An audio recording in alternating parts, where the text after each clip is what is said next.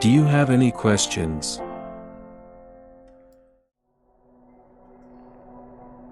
What are the real causes of diseases, such as mental illnesses and other disorders, that are almost untreatable through contemporary medical science? For the most part, these disorders occur through the functioning of possessed thought. In other words, you could say that they are brought on by what are usually called possessing spirits. When a person's physical body functions in perfect order free from illness or distorted behavior, it indicates that the life light from the divine world is being projected to the physical world without any interference along the way. What are commonly called disease, misfortune, and abnormal behavior are manifested in the following process. First, the light coming from the divine world is stained in the subconscious world by the accumulation of the person's unharmonious thoughts, unharmonious karma.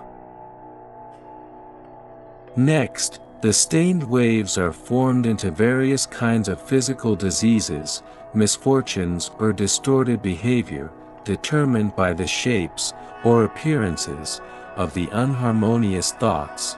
Then those shapes manifest themselves. However, in the case of the disorders indicated in the question, thought waves from other souls, rather than the person's own thoughts, are blocking the divine light. Among the person's ancestors, or spirits who have some connection with the person, there are some who still live in a confused world where lost souls exist. Delusional thought waves sent by those related, lost souls, are intercepting the light from the divine world, restricting the freedom of the person's physical body. If we say that a person can live perfectly with 100 candle power of life light, then it is only natural for the physical body to be restricted when the flow of light waves has less than 10 candle power. In view of this, there are only two means of curing the illness: to either purify or deflect the stained thought waves that are intercepting the divine light from the sides. If science takes this approach, it can cure them. However, it seems as though present-day medicine has not yet advanced to that level.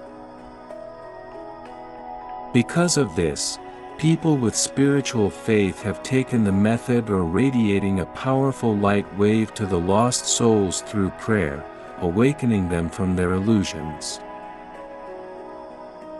In the case of mental disorders, some doctors conduct electrical treatments on their patients, apparently trying to adjust the cerebral nerves through the shock produced.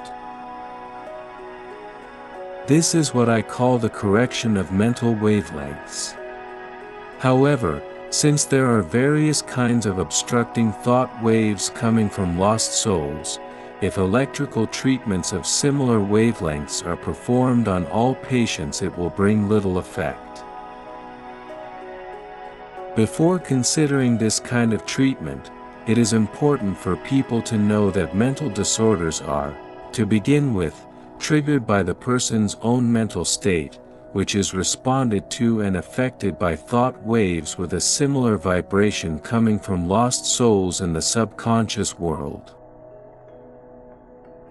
Then, once the cause is recognized, one has to begin by easing and disentangling the suppressed thoughts of the afflicted person.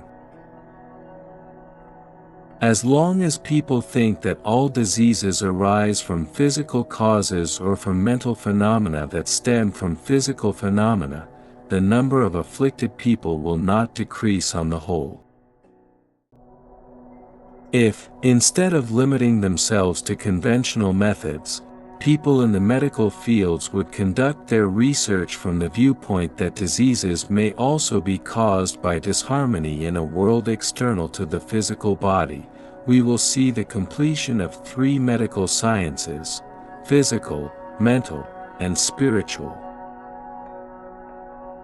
When this comes about, I think we may expect that the questionable, superstitious treatments being practiced here and there may gradually be curbed.